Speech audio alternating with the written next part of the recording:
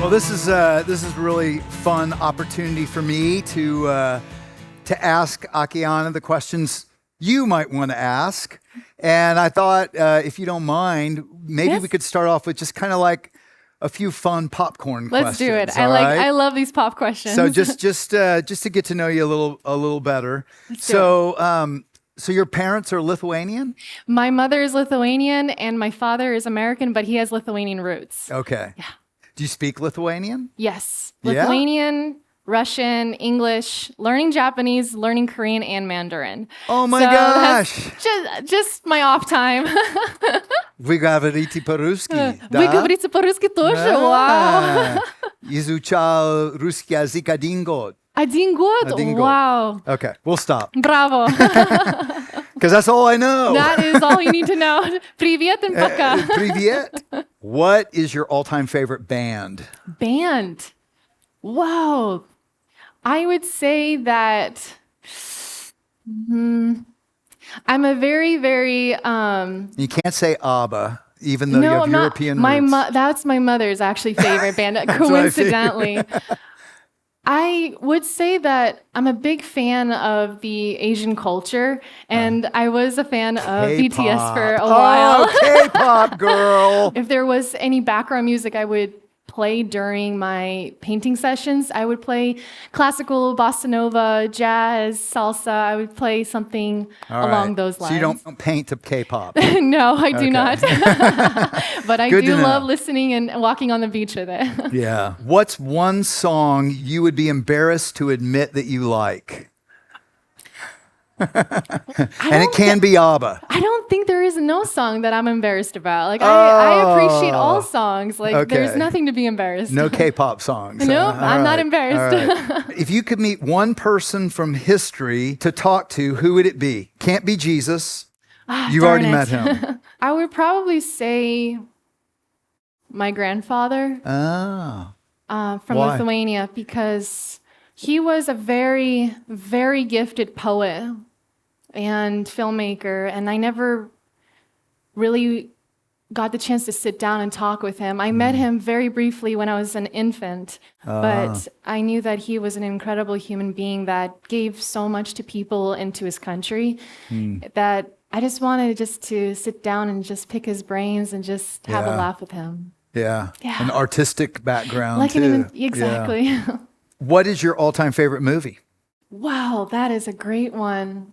I would say documentaries. I think in general, documentaries evoke a lot more emotion in me because they are able to depict real life scenarios and real life stories. And for some reason, anything about from the ground up, the way that they started, the way that they are able to persevere, and whatever the world keeps on shooting them with arrows and with challenges they're able to just leap over. I feel like those types of stories to me evoke so much in me because I can resonate with that as well. Yeah. And yeah, anything to do with real life stories. When you're not painting, what's your favorite thing to do? When I'm not painting, there are a few things. I play piano. I actually am going back into composing. Oh, cool. And of course, continue learning languages. And I'm diving a lot into sculpting lately, I think. Sculpting? And there's something about it that it actually helps my actual art styles. I'm that type of person. I'm so curious. I want to dabble in everything so it could actually mold and make my foundation stronger. Yeah, it makes sense. I'm just curious, what motivated you to learn so many languages? I think growing up in a household that was constantly around 3 languages, it felt that I just by default wanted to learn more. Like there is something about when you speak Lithuanian or Russian, your persona, the way you present yourself, the words can be said, accurately and translated, but it's just the way that you feel, the way you think, it's just, there's something about it that shifts. And I love that you can actually put yourself in a different position, different mindset just by saying the same sentence. It kind of connects you to the culture and the people of that language too, It doesn't connects so deeply. Yeah. And I finally decided to learn Spanish during Really, COVID. I have to learn Spanish. Yeah, because I had studied Russian for a year, couldn't speak Russian to anybody. German for 7 years, no Germans to talk with.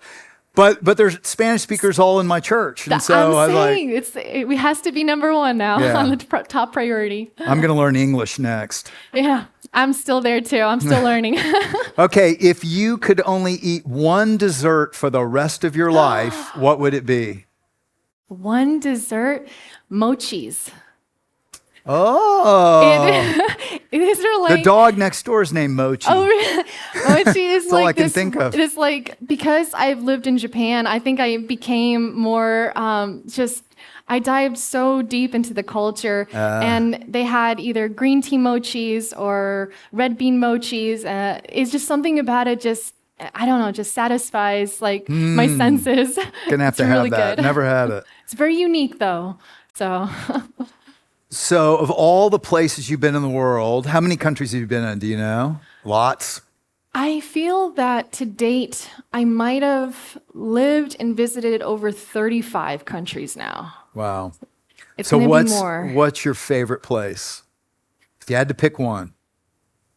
Probably it is Japan. Japan. Probably it is. Wow. It's so, the way that they're able to navigate their everyday life with respect and grace and organization, and the way that they speak with one another, and the way they are able to communicate with such etiquette and with such grace. I think it's very similar to sometimes the Lithuanian culture, but the Lithuanian culture is still my home. It's where I feel I could express myself the best. I still think that Lithuania, of course, is my top two. Yeah. So you've been to Lithuania a lot? I've lived there to Lithuania. Oh, you have? Yes, I I've been to have. Lithuania. So I would say Lithuania and Japan. Yeah. You have had a very unique childhood. What was the best part of it? Growing up in a family that was unafraid to be outside of the box and allowed me to venture out and grow in so many ways and make mistakes. And all my brothers, myself included, we thrived in that environment. It felt like we were like those seeds in that garden that just kept on wanting to be watered.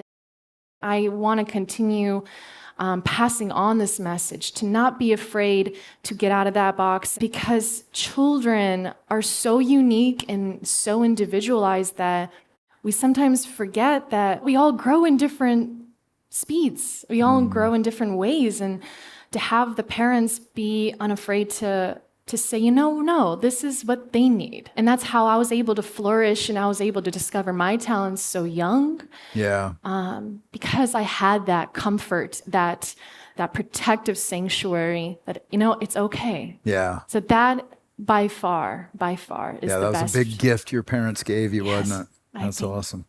All right. Well, I want to shift now and go deeper into your, this Heaven is Real conference. Go deeper into your spiritual experience of heaven. Some of the questions I've had that maybe others have had. Just to give you a little background, interesting how we got connected. My daughter was in the Children's Art Foundation, and she's about Akiane's age. And my wife homeschooled her and my son for the same reason. And my son's a musician, artist today because of that. She found your artwork as an inspiration for my daughter, Ashley. Oh my God. So we have Akiane's first book. It's 20 years old. So, we followed you and all that. And then I've been doing this research for a long time. And along the way, I came across Colton Burpo, who was a 4-year-old who had a near-death experience and encountered Jesus. And his father was a pastor. His story was in the movie Heaven is Real. Yeah. His father saw you on CNN. And I think you were about 6 and Colton was about 6, but you had both had your experiences at about 4. And he noticed Akiane saying about the colors of heaven and looking into Jesus' eyes and how mesmerizing. And he was like, that's exactly what Colton said. And then he saw your Prince of Peace painting. Yes. Todd, Colton's father, they had always had this thing for like 2 years that every time they saw a painting of Jesus, they would say, did he look like that? Did he look like that? And Colton was always like, no, not really. No, not really. No, not really. So Todd goes and pulls up Akiane's Prince of Peace painting on the website and has Colton look at it, and he just stands there staring and goes, Dad, that's him. Yeah. And just a fascinating aside is how many near-death experiencers I have encountered who have said the same thing of her painting. So I hear him say that, and then Colton also said that Jesus' eyes were blue. And I thought, well, that's not right. He's Jewish. Jewish people's eyes are brown, you know? But then I was coming across more and more near-death experiencers saying a similar thing. Like Heidi, who you saw in that video, who's Jewish, said, I didn't ever say this to anybody because they would think I was crazy. I'm Jewish. But Jesus' eyes were blue. And others as well, Gary Wood and others. And so I'm doing all this, and I remember Colton saying that about your painting. So I run and grab our book, and I pull it out, and I look, and I was like, oh my gosh, he painted him with kind of bluish green eyes. That's so wild. So I start diving more into Akiane's backstory and all that, and all of the things you were saying about experiencing heaven as a 4-year-old aligned with what these near-death experiencers were saying. And so I ended up writing a chapter with Akiane's story and Colton's story and these others coming together in What heaven. an honor that was. And so for us to be able to then later meet you and do stuff like this has been such an honor for us. So, to me, what you were saying about heaven was the same, even though you hadn't had a near-death experience. But even more, Akiane was, I think, the first what's called a binary child prodigy, which means a child prodigy in two aspects, both art and poetry, right? Yes. And the whole world recognized this is supernatural. An 8-year-old can't paint what she was painting, right? Or the poetry and the depth of that. So I want to kind of dive into that. Let's do it. And your heaven encounter a little bit more. So first, Absolutely. just to set it up, talk about your family's spiritual background at the point of your heaven encounter, because they didn't really have much background, right? The genesis of my whole family's spiritual experiences, I want to just set the tone. I have 2 older brothers at this time, and we grew up in an environment where God was never a part of any conversation. The understanding of what heaven was, of what a spiritual encounter, what angels, this was unheard of in our family. My mother grew up as an atheist in her country. She and my father felt it was best necessary just to let the children grow in however they see fit and in their own way. So this is when I'm being brought up into this environment, was completely barren of this knowledge and void of this knowledge. What was interesting is the small little developments, small little steps that transpired that not only changed my life, but it changed my whole entire family. It started off as slight snapshots of images when I was 3.5 years old. Sometimes it would come and go, but this was super bright, super colorful. Then it started progressing into very long dreams, very long visions, and heavy and deep and meaningful ones. Were they dreams like at night, or was it This was, at the time, I believe it was just at night. And then it came during the day. So these dreams turn into daily and daytime visions. So where I would sit and have breakfast and literally have this experience while I'm eating breakfast with my brothers, and they have no idea what's going on. And are you aware that you're having breakfast, I'm aware, but you're also... and I feel like I'm living 2 lives at the same time, and it was very easy for me. It felt, but it was exhausting. And you're only 4, 3, I'm 3.5, 4 years old at this time. So you also, this is all you've known. So it doesn't seem different. It didn't, exactly. It's like I'm being brought up into this new experience. I felt like everyone was experiencing this. Yeah, it's normal life. And then it started getting extremely heavy topics, where these heavy conversations that I was having with this light that was following me. And I was being shown these different worlds, sometimes these very dark worlds. And then there was a huge contrast of this extraordinary light and this world where I would go, and these colors you can taste, you can smell, you are so interactive and immersive in this experience that I had no concept or realization what these were. So the best way I was able to describe it was through some sort of medium, because my words were and my vocabulary was not large enough to describe it to my parents. I started drawing with the means of expressing what I was seeing a little bit more accurately. Wow. And you started telling your mom, though, I was with God today. yes, and that's the. And I thought that was fascinating, because she was like, who's God? He was God, yes. But you were describing exactly what near-death experiencers who maybe don't even know God would say. God is light, and God is good and love. And yes, and that's the most interesting part, is because my vocabulary was not large enough, this word God still, the best way I would have described it to my mom was this light or this love or this feeling of immense warmth. And I started showing her these drawings. And of course, as the most precious, beautiful mom she is, she took it as, oh, this is just one of her dreams. This is, right. But then what really shifted my parents' perspective of, oh, this is real, was when the time I was 5.5 years old. There was one day, I think it was some spring morning, I was in my house. I was in the inside hallway, and my whole body completely almost pixelated and felt like I was gone. Like I felt like my soul and everything just lifted up.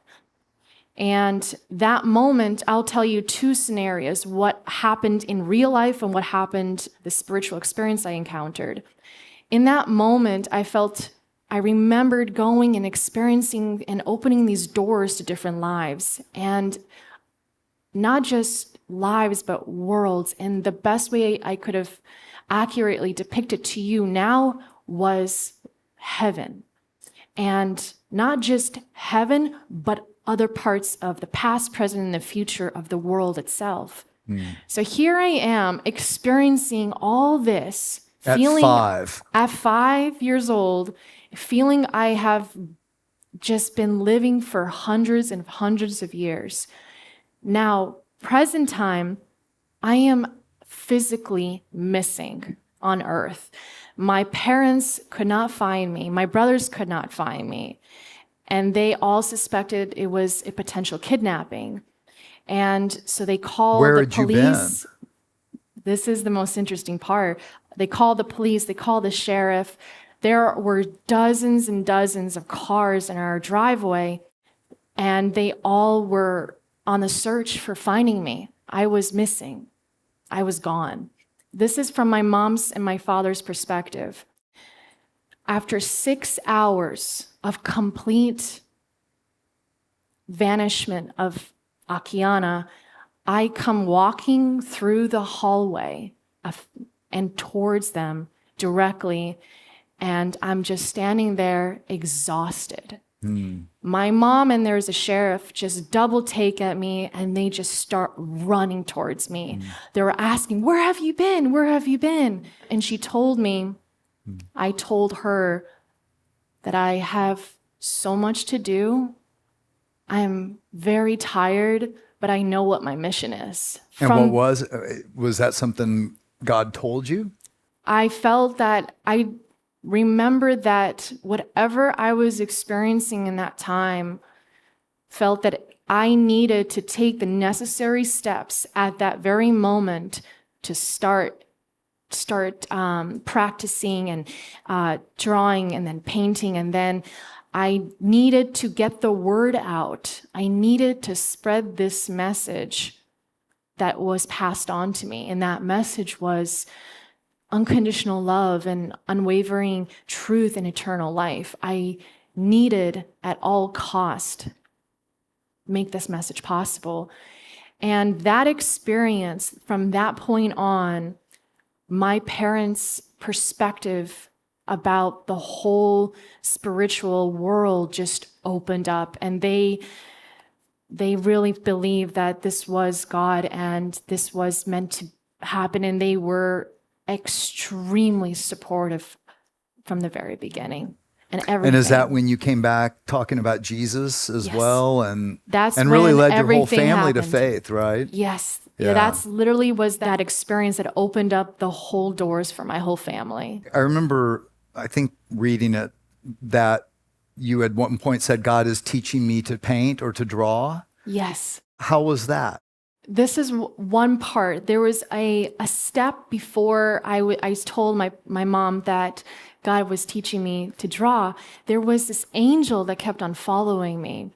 She was so bright. She was so tall, and her teeth was so white that I literally took a toothpaste and wanted to whiten my teeth as white as hers.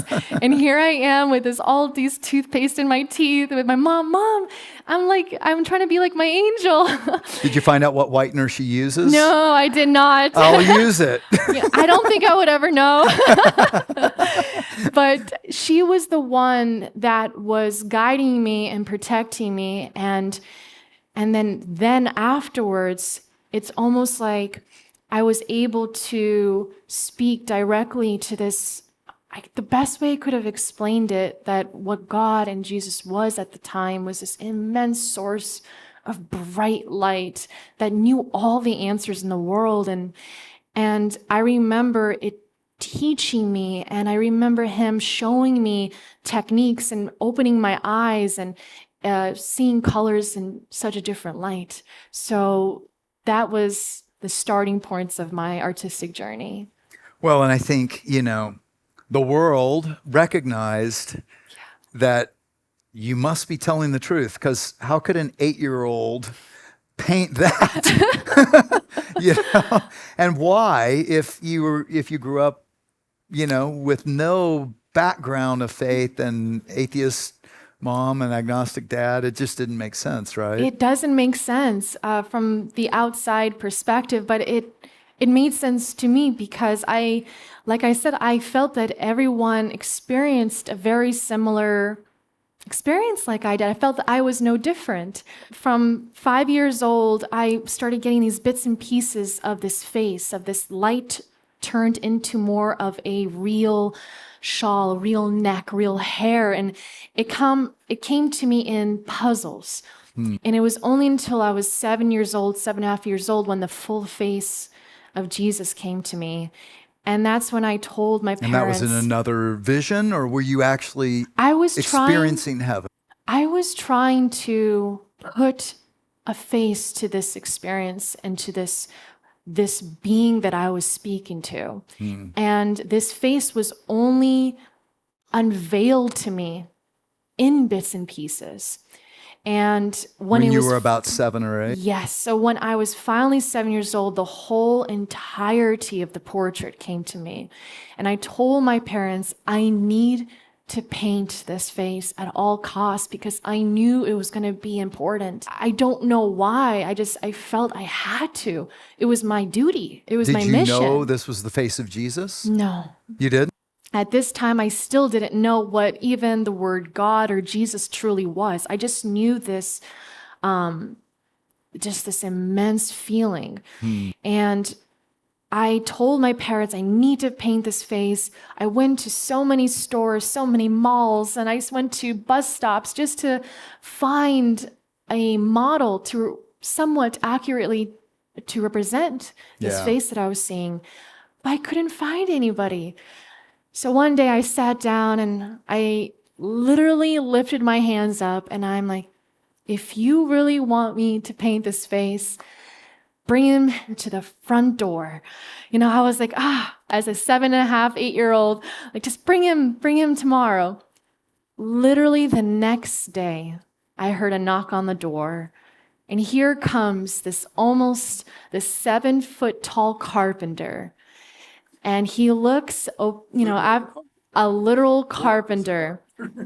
I open the door and he looks down and he says, I believe someone is looking for a model. I am here to be a model. Literally but he a carpenter. Did not He worked as a carpenter. The artist would be an 8-year-old girl.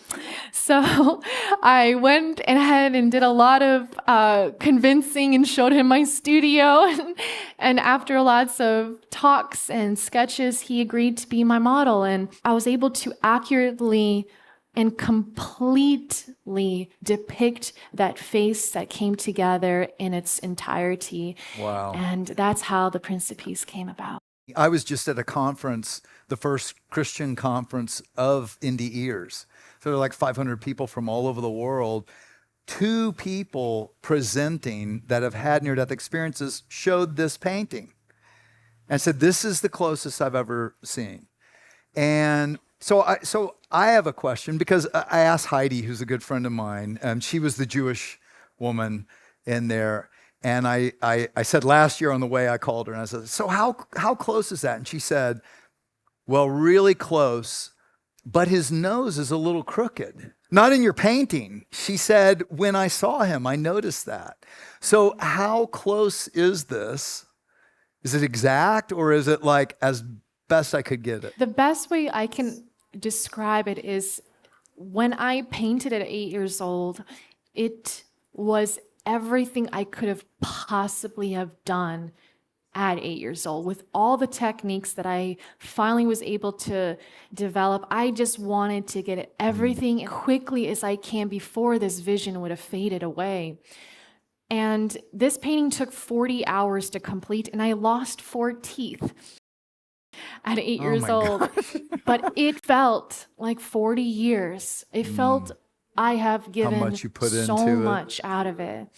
And the best way that I can explain it is that I believe that God wanted me to paint this face at this particular time at 8 years old for a reason. Oh, absolutely. And by doing that, I think that it was all in God's timing, and I was able to, many years later, in hyper detail, paint the portrait of Jesus again, titled Jesus, when I was 23 years old. Not Father Forgive Them, but Father Forgive Them was painted right after the Prince of Peace, but in hyper detail, I painted the Jesus, but Father Forgive Them, as you see here, I completed it on my 9th birthday. Well, I totally agree. And it's fascinating because God told you have a mission to do. And I think you're exactly right, because just think, I mean, even at 8 and 9, because it was this painting that thrust you into the limelight. You were on CNN, you were on every major media outlet, started to travel the world. And if you had been your age and painted this, people would have gone, wow, you're a really good artist.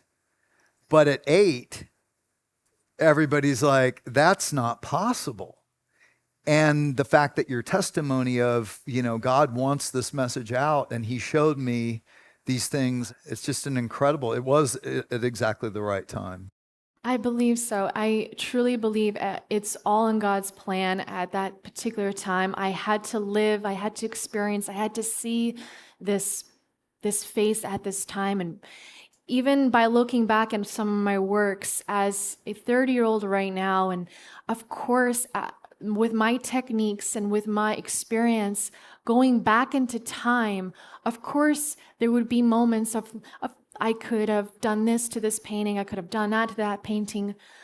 But in reality, it was meant to be painted at that time, at that way, with that technique, with that medium, because I believe I have to trust God in every single project that I do. And this was one of many that I did. Why do you think God gave you these gifts? I don't know entirely why, but I do know the perseverance, the endurance, and the passion I have feel like the talent and the gift is only 20% of what I love doing and it's in the whole art aspect. I believe that my art, or the way that I paint, through the way I persevere, or anything like that, I feel that maybe God wants me to inspire people, for them to overcome whatever they need to in their life, and or they pick up something that they've dropped a long time ago. Maybe that is the reason why he gave me and gave me this effort and this perseverance that I love doing. Well, and you've pointed millions of people to the God of light and love that you've drawn.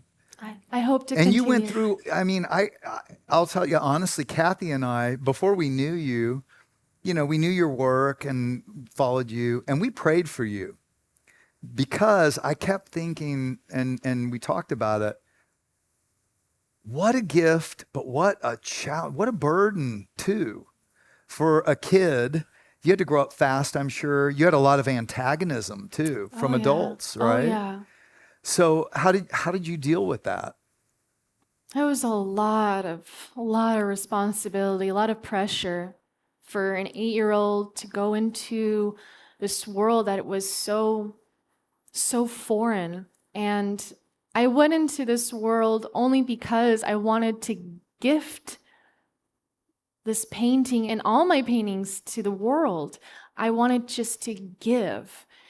And in the beginning, the more I gave, the more I have shown my work to the public, the more animosity, the more arrows were pointed at me and to my family. And some called it blasphemy. Some called that I was from hell. Some called me a devil child. They called me a fake. They called me all the names on the list, and some I cannot repeat on stage. How did you deal with that? I think it was absolutely hands down my family. They were the ones that were my biggest shield. And even there was a moment, I think I was around 9.5 years old, where I felt it was just so much for me that I stopped painting for a few months. But then the moment I stopped painting, I felt so empty, and I felt I was, my torch was so diminished, and I cannot stop painting. It's what God created you to do. I wanted to do it because it feels it's the right thing to do, and my family were the best supporters and the best protectors I could have ever prayed for. And to this day, every single one of my family members, they are like my guardians and protectors. Did you ever feel angry or mad at God, like for giving you this and thrusting you into this, or? No, not at all. On the contrary, I took it as a challenge. On the contrary, I took it as a means and as a mountain to climb over, because I was brought up in this very, very adventurous environment that can overcome anything. And I felt that because of that environment was engraved in me, and it felt like I need to overcome this, because I know the scenery on top of that mountain will be so priceless, and without question, I'm going to climb that. Yeah. And I still, to this day, feel like I am so blessed I'm able to have that family to climb with me on that mountain. I did want to ask you, which of all the paintings have the most spiritual significance to you, and why? Wow. I would say there's always a handful that come very, very, is so engraved in me to my core that it's with me every single day. And of course, one of them is the Prince of Peace. It's always a part of me in every step I take. But there was one drawing that I have done. I think it was around 4.5 years old, and that was one of that drawing of my guardian angel that I showed to my mom for the very first time. There was another one, it was titled Triumph. That was actually one of my latest ones. And it is this cosmos of so many magenta colors, and in the middle there's this big ball of light. But if you look closer, the more you see so many forms and shapes of humans and animals and mathematical formulas. And the whole concept of that painting was that no matter how much formidable forces that are weaved into the cosmos, no matter how many lives that are so different, it is engraved in every fabric of the universe. But always in the end, truth will always prevail. And if we're humble, if we are truthful to ourselves and to God, everything will fall in its place. And this big cosmos, even though it looks chaotic, it's beautiful in its own way. And I feel that, to me, almost represents the importance of life itself and how important every individual, every animal, every nature, it's so important to God, and it's so important. How old were you when you painted is it called the Dream Years? Yes, there is Dreams and Jesus the Missing Years. The Missing Years. Yes. I was, I believe, 10 years 10. old, if I'm So not when mistaken. you painted that, did you know anything about the new heavens and new earth of the Bible? Nothing. So did you know what you, because Nope, I didn't. she painted, explain, the new heavens and new earth are, This is titled Jesus the Missing Years, and it came to me in one of the strongest visions where initially I painted just him sitting down, and it was only after the full entire body was painted that the cosmos was painted afterwards. And I didn't understand the concept. I just have to trust the process. It was only afterwards that I realized that the left side of the painting, you'll see our earth. And from the earth, there are footsteps, and there's his footsteps leading up to this place where it is almost like the creation of the universe, his place to communicate with God. But on the right side of the cosmos, there is a planet with green foliage. And it's almost wrapped around this cosmic fog. And there's sparkles around this painting.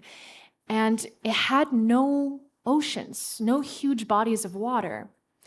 So here I am, 10 years old, just painted this painting. And I finally was able to unveil it in some of my gallery showings. And a few weeks later, some just incredible, gifted, smart human beings. They were historians, they were archaeologists. They shared with me this incredible information of saying, and they says, "Did you know what you painted in this painting?" I'm like, "No, I didn't. What do you see?" For me as an artist, I love to ask this question because sometimes I paint things I have no idea what I'm comprehending.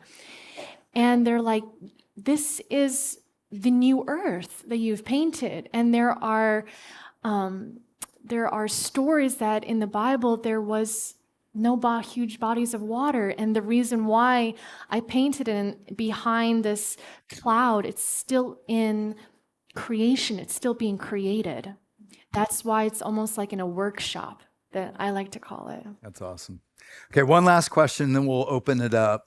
What do you do now to maintain your connection with God? There are two things. Absolutely every morning, the moment I wake up, I go directly into the studio because I know that the moment I'm opening up my studio, that's when I am open to this place of a different version of Akiane, where I am almost absorbing everything that is being bestowed to me, whatever it is. And I feel it immediately when I am entering my studio. And by doing that, after I paint, I go directly and try to go into nature at all possible, whether it is the ocean, whether it's walking in the woods. If you listen closely, you're able to hear the whispers of him everywhere. And me, I'm so emotional and attuned to all these vibrations and all these details that it just is so loud to me, and I can hear it, and it's just so beautiful. It becomes almost like a symphony in my ears. That's me too. Nature's where I go to pray. I love it. Okay, well, let's take some questions. Michelle, are you gonna? Yes.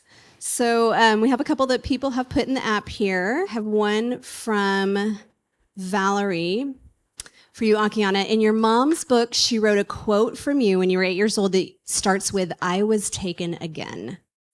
Do you recall this? And what do you mean by taken again?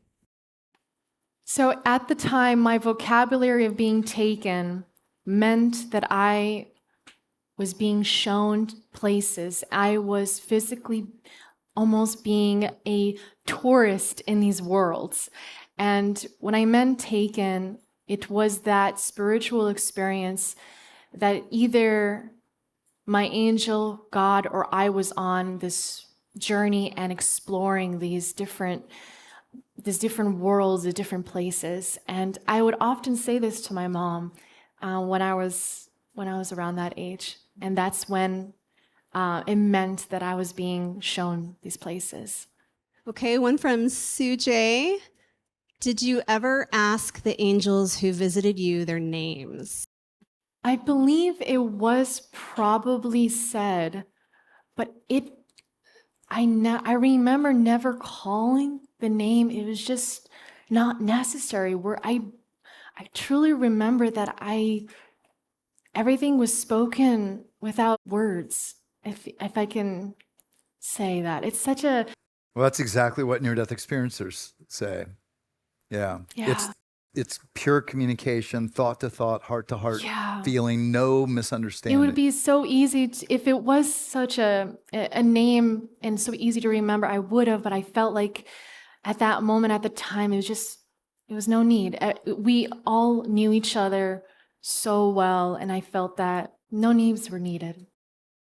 Okay, this is a question from Blanca about your painting The Island. Oh, yes. Do you believe it's a real place? So this is one of the paintings I wanted to actually share with you of what was the most significant spiritual paintings. This was also one of them. And I remember that this painting, The Island, is a landscape of this gushing waterfalls with these arches. And in the very, very, very far distance, there is a small, like visible pyramids. And then throughout the foliage, these are these giants that are from the earth. And I remember telling to my parents that I would often visit this place, and I would put a seed right by this archway, and it was that seed that it would grow to another arch to connect these worlds, these little continents together. And to me, it felt extremely real that I would revisit there. But yeah, it felt really real. Like a heavenly place. Like a heavenly place, probably. Another one about your painting, The Tree of Life. What do the tree and the blue flowers represent to you? Now, I love colors, and not for the specific reason that you might think. Every painting, it's painted with those certain set of colors for a reason. And Tree of Life is a scene where there are broken up floating worlds with there's roots growing out of it, like floating in the sky. And right in the middle, there is this tree with blue leaves, and there is this pathway that leads up to the blue tree that is gigantic.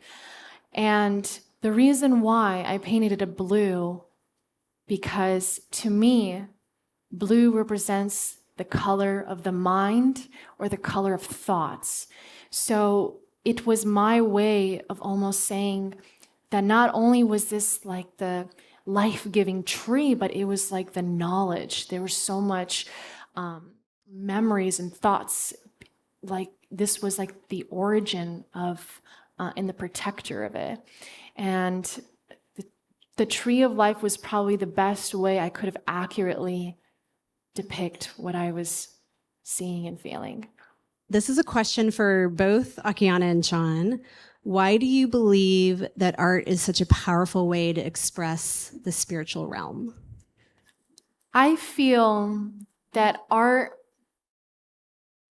is a gateway to people's truth, intentions, emotions, and feelings.